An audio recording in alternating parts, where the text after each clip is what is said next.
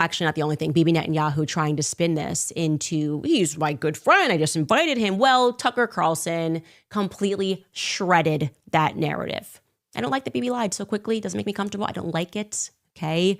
And he just went live yesterday. He also brought in Megyn Kelly and other people, and he spoke about what Charlie was going through because he saw him very shortly before his assassination. And he intimates to everybody what it was exactly that was on Charlie Kirk's mind and what he was living through in that moment. Take a listen. I was shocked and sickened by the reaction of the ghoulish and really repulsive reaction of the Prime Minister of Israel, Benjamin Netanyahu, to Charlie's death. Basically made it all about him and all about his country, immediately trying to take the energy, the sadness, the grief that people felt over Charlie's murder and redirect it towards support for whatever project he's involved in. And by the way, Benjamin Netanyahu is not the same as the nation of Israel at all. Bibi is despised by many people in Israel. And if you know people who live there, you know that that's true. There are huge divisions within the Israeli government. I mean, there are certain parts of the intel world in Israel that do not support some things that Benjamin Netanyahu has done recently. So it's not the same as attacking Israel, attacking Bibi. But I don't think I've ever seen anything lower than his attempt to hijack Charlie's memory and use it for his own political ends, particularly because what he said was completely untrue. Charlie didn't hate Jews. He loved Jews. He had tons of friends who were Jews. He loved the state of Israel. He loved going there. He did not like Bibi Netanyahu, and he said that to me many times, and he said it to people around him many times. He felt that Bibi Netanyahu was a very destructive force. He was appalled by what was happening in Gaza.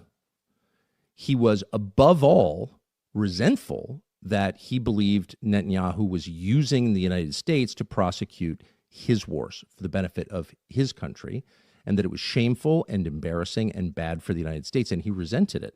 Didn't hate Netanyahu. He wasn't out there with a placard saying that, but he certainly expressed that to me and a lot of other people. And there's no question that Bibi's defenders on the internet will call me a liar or a kook, but that's a fact. And enough text messages exist that I think it can probably be verified in pretty short order. Not that it needs to be, because that is true. Shortly after that speech, there was a very intense attack on Charlie, and to some extent on me, not that I really noticed. But on him, I have no donors. He had $100 million worth of donors. And so, because he was involved in a different project from just yapping on the internet, which is what I do for a living, he was dependent to a great extent on his donors, of course. It's a nonprofit.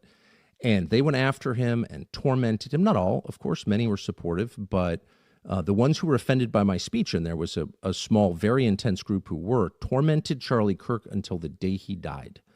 2 days before he died, he lost a $2 million donation because he had publicly pledged to bring me to the next Turning Point conference in December.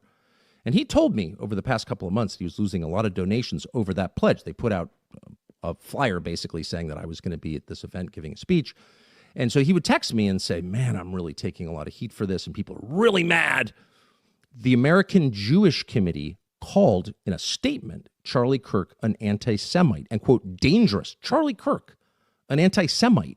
Yeah. He was not an anti-Semite. He was the opposite, and he was not dangerous. He was a great lover of people and a purveyor of peace. He was the opposite, and he was very stung by that.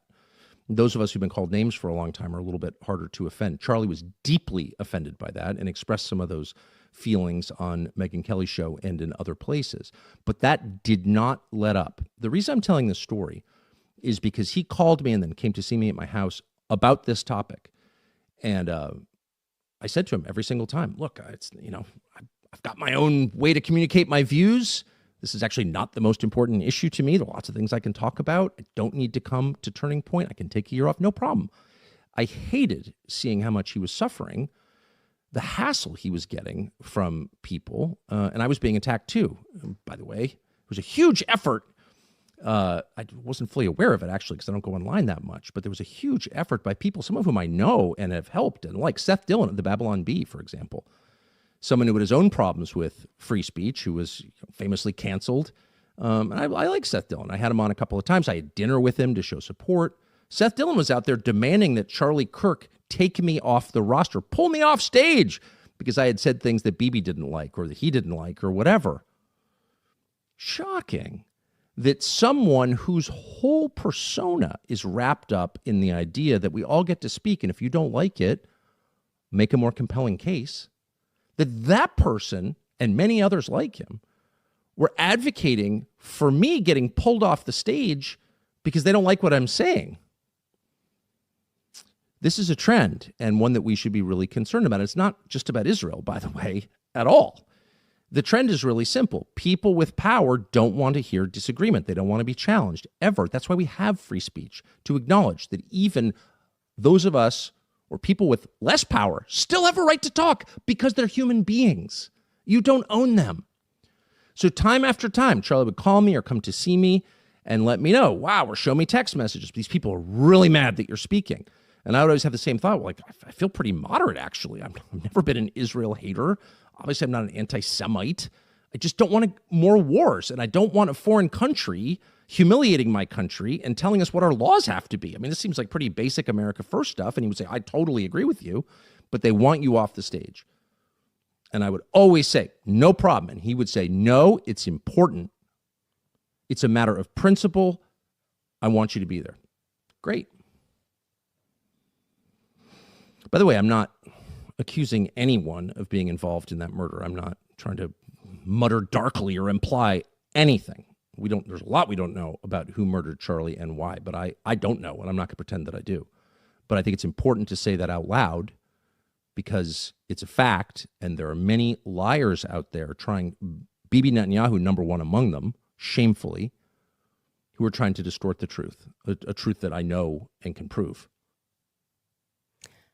What I want to add here is that it takes a truly demonic spirit, right, to be a part of the people that were swarming, pressuring, threatening, intimidating Charlie, to then flip in 1 second after he dies and say, pretend it never happened, like they were just great friends. That's weird to me. It's very weird to me. We wouldn't be here if they didn't do that. They could have said anything, by the way, like, Josh Hammer, I know how you were messaging him. Like, release the messages, buddy.